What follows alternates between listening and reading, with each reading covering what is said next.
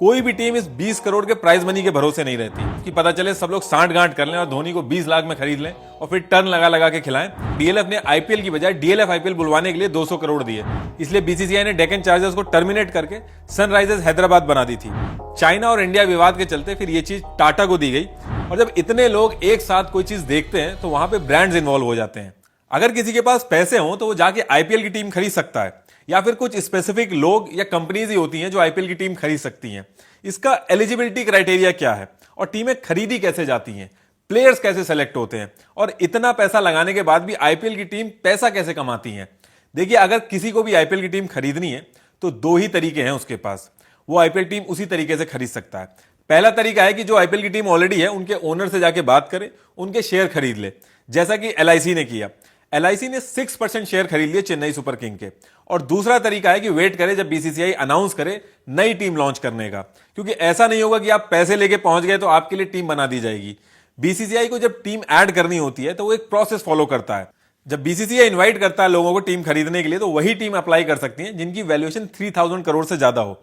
देखिए, वैल्यूएशन को आप मोटा मोटी ऐसे समझ लीजिए कि एक कंपनी की कमाने की क्षमता, अगर एक कंपनी को बेचा जाए तो उससे कितने पैसे मिलेंगे, रेवेन्यू और प्रॉफिट के बेसिस पे डिसाइड होता है। तो जब बीसीसीआई इनवाइट करती है तो जो एलिजिबल कंपनीज होती हैं उनको आईटीटी, इनविटेशन टू टेंडर, खरीदना होता है, जिसकी कॉस्ट होती है 10 लाख रुपए प्लस जीएसटी। ये नॉन रिफंडेबल फीस होती है, इसके सारे टर्म्स एंड कंडीशन लिखे होते हैं।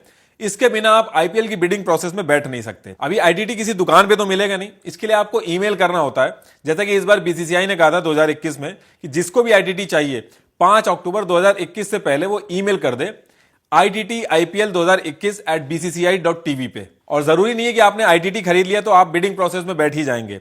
बिना किसी नोटिस, बिना किसी रीजन के आपका आईटीटी कभी भी कैंसिल हो सकता है। जो लोग इसमें से शॉर्टलिस्ट होते हैं सिर्फ उनको ही बिडिंग प्रोसेस में बैठने का मौका मिलता है। बिडिंग प्रोसेस में जो टीम होती है उनका एक बेस प्राइस होता है, नॉर्मली ये 1700 से 1900 करोड़ के बीच में होता है कि इससे कम में तो टीम नहीं बिकेगी। उसके बाद बोली लगती है और जो ज्यादा पैसे देता है टीम उसकी हो जाती है। जैसा कि इस बार लखनऊ 7000 और अहमदाबाद 5000 करोड़ से भी ज्यादा में बिकी थी। टीम खरीदने के बाद आपको प्लेयर्स खरीदने होते हैं। कौन से प्लेयर्स पे बिडिंग होगी, इसके लिए प्लेयर्स को भी अपने आप को रजिस्टर करना होता है। अब अगर मैं क्रिकेट खेलता हूं तो क्या मैं अपने आप को रजिस्टर कर सकता हूं? तो ऐसा नहीं है। 3 तरीके से प्लेयर्स अपने आप को रजिस्टर करते हैं। पहले होते हैं कैप्ड प्लेयर, जिसने अपनी जिंदगी में एक भी मैच टीम इंडिया से खेला होता है, उनको कैप्ड प्लेयर बोलते हैं। दूसरे होते हैं विदेशी टीम्स के प्लेयर, और तीसरे होते हैं अनकैप्ड प्लेयर। इन प्लेयर्स को स्टेट एसोसिएशन अपने स्टेट से सेलेक्ट करके भेजती है। ऐसे करके अराउंड 1100 से 1500 प्लेयर्स का पूल बन जाता है, जिसमें से 500 या फिर 600 शॉर्टलिस्ट होते हैं। इसका सबसे बड़ा एग्जांपल है हार्दिक पांड्या। वो एक अनकैप्ड प्लेयर थे जो कि स्टेट के रिकमेंडेशन पे आए थे। जब एक किसान एपीएमसी मंडी में जाता है अनाज की बोली लगवाने, तो बोली लगवाने वाले सांठ गांठ कर लेते हैं आपस में और किसानों को नुकसान होता है, इसलिए किसान एमएसपी की डिमांड करते हैं। सेम यही चीज आईपीएल में ना हो कि पता चले सब लोग सांठ गांठ कर लें और धोनी को 20 लाख में खरीद लें और फिर टर्न लगा लगा के खिलाएं। इस चीज से बचने के लिए प्लेयर जब अपने आप को रजिस्टर करते हैं तो वो अपना बेस प्राइस सेट करते हैं। ये बेस प्राइस 20 लाख से 2 करोड़ के बीच में होता है। इसके बाद पूरे प्रोसेस में प्लेयर्स का कोई कंट्रोल नहीं होता है। एक ही टीम पैसे का जोर दिखा के सारे अच्छे खिलाड़ी अपनी टीम में रख के वर्ल्ड 11 ना बना दे और आईपीएल का सारा मजा खराब ना हो जाए, इसलिए बिडिंग प्रोसेस के कुछ रूल्स बनाए गए हैं। एक टीम में 18 से कम और 25 से ज्यादा प्लेयर्स नहीं हो सकते और 8 से ज्यादा विदेशी प्लेयर्स नहीं हो सकते। हर टीम को एक लिमिटेड अमाउंट दिया जाता है जिसे पर्स कहते हैं, और पर्स की लिमिट होती है।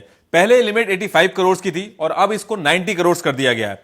इस 90 करोड़ में से 18 से 25 प्लेयर्स की टीम बनानी होती है। पहले मार्की प्लेयर्स की बिडिंग होती है। मार्की प्लेयर्स यानी कि जो बड़े प्लेयर्स होते हैं जिनका बेस प्राइस 2 करोड़ होता है, और फिर ग्रुप्स में बिडिंग होती है। जैसे बैट्समैन के ग्रुप आएंगे, फिर बॉलर्स के ग्रुप आएंगे और उन ग्रुप्स में बिडिंग होगी। सही प्लेयर सेलेक्ट करना बहुत ही इंपॉर्टेंट होता है, इसलिए टीम्स डेटा साइंस का यूज करती हैं।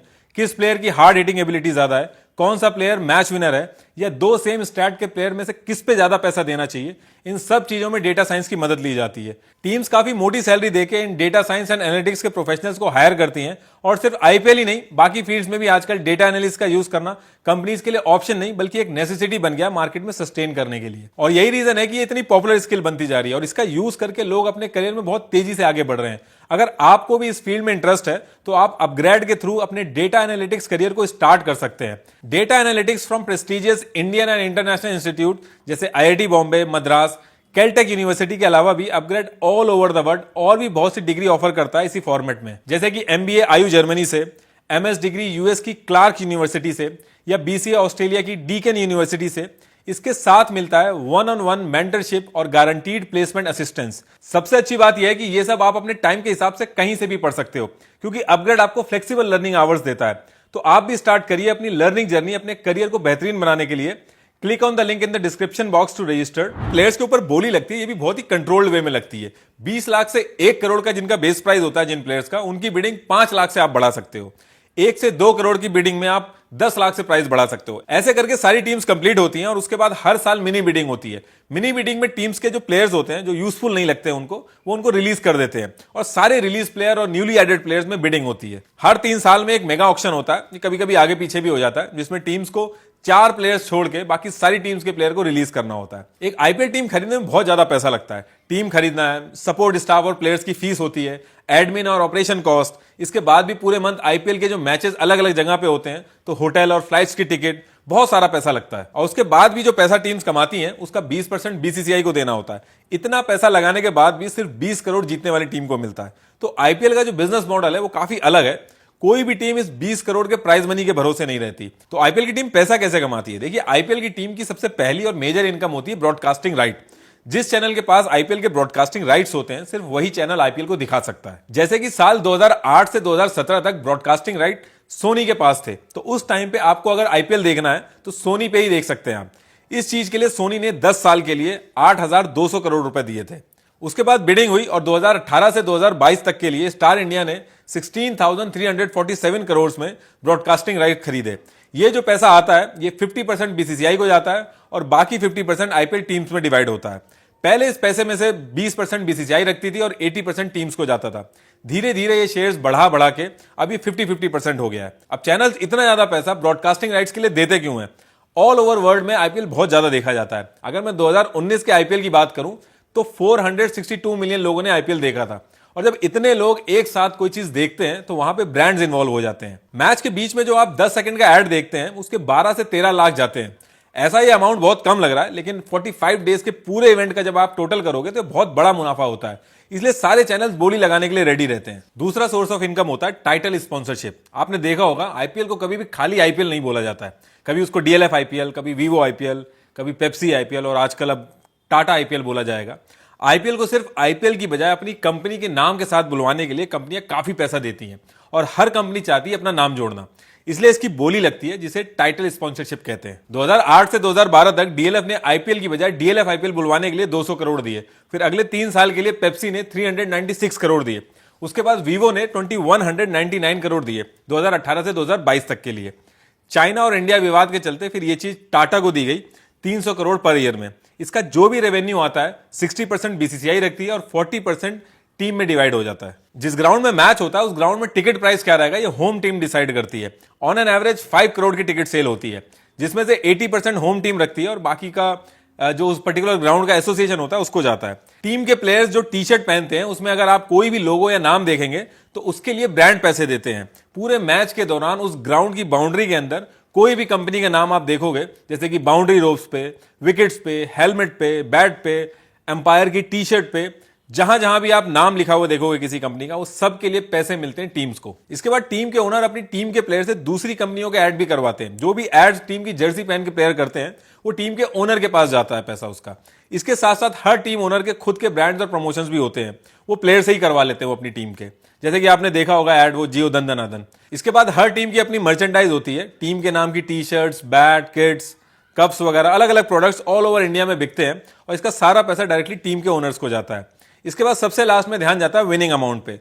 विनिंग टीम को 20 करोड़ मिलते हैं और रनर अप को मिलते हैं 12.5 करोड़, जिसमें से 50% टीम का ओनर रखता है और बाकी का जो 50% होता है वो प्लेयर्स में डिवाइड हो जाता है। भले ही कई अरेंजमेंट में बीसीसीआई रेवेन्यू में हिस्सेदारी रखता है, लेकिन उसके बाद भी फाइनल जो एक टीम कमाती है उसका 20% उसको बीसीसीआई को देना होता है। लेकिन फिर भी आपने देखा होगा कि टीम के ओनर्स बहुत दिल से चाहते हैं कि टीम जीत जाए, एटलीस्ट टॉप 4 में तो पहुंच ही जाए। वो इसलिए क्योंकि ये 4 टीम जब क्वालिफाई करती हैं तो बाकी टीम्स के मैच तो बंद हो जाते हैं, लेकिन इन 4 टीम्स को एक्स्ट्रा मैच खेलने को मिलते हैं। एक्स्ट्रा मैचेस मतलब एक्स्ट्रा टिकट्स, एक्स्ट्रा स्पॉन्सर्स और एक्स्ट्रा पैसे। दूसरा फायदा यह होता है कि जब टीम टॉप में पहुंचती है तो उसकी ब्रांड वैल्यू बढ़ जाती है, उसको बाकी टीम्स के कंपैरेटिवली ज्यादा पैसे मिलते हैं ब्रांड्स और स्पॉन्सरशिप के। अब जो पैसा सीएसके एडवर्टीजमेंट का लेती है और जो पैसा पंजाब लेती है, दोनों में बहुत ज्यादा डिफरेंस है। जो विनिंग टीम होती है उसको एडवांटेज रहता है। दूसरी चीज होती है कि टॉप 4 टीम्स को चैंपियंस ट्रॉफी में जाने का मौका मिलता है। तो जैसा कि मैंने बताया कि वहां जाने पे उनको एक्स्ट्रा मैचेस खेलने को मिलते हैं, तो जो प्रॉफिट सिर्फ आईपीएल तक रहता है वो वहां पे मैच खेलने से और बढ़ जाता है। शुरू के 10 साल आईपीएल टीम्स घाटे में रही। ये वही टाइम था जब डेक्कन चार्जर्स अपनी टीम के खिलाड़ियों को सैलरी तक नहीं दे पा रही थी, इसलिए बीसीसीआई ने डेक्कन चार्जर्स को टर्मिनेट करके सनराइजर्स हैदराबाद बना दी थी। डेक्कन चार्जर्स तो उस टाइम पे सस्टेन नहीं कर पाई, लेकिन बाकी टीम्स टिकी रही, क्योंकि ये सारी टीम्स के खुद के ब्रांड्स और प्रोडक्ट थे जिनका इन्होंने आईपीएल टीम का यूज करके नेक्स्ट लेवल पे पहुंचाया। लेकिन जैसे ही स्टार इंडिया ने मीडिया राइट्स दुगने और तिगने दामों में लिए, सारी टीम्स को प्रॉफिट आना शुरू हो गया और फिर टाइटल, स्पॉन्सरशिप और बाकी एडवर्टीजमेंट के प्राइस भी एकदम से बढ़े। अब जो लोग आईपीएल के इस अरेंजमेंट के खिलाफ हैं, उनका कहना है कि मेन इनकम इनकी स्पॉट फिक्सिंग से होती है। एक दो केसेस जब राजस्थान और सीएसके 2 साल के लिए बैन हुए, उसके अलावा मुझे कोई भी प्रूफ नहीं मिला जहां पे स्पॉट फिक्सिंग पकड़ी गई हो। तो अब ये होती है कि नहीं होती है, ये एक बहस का मुद्दा है।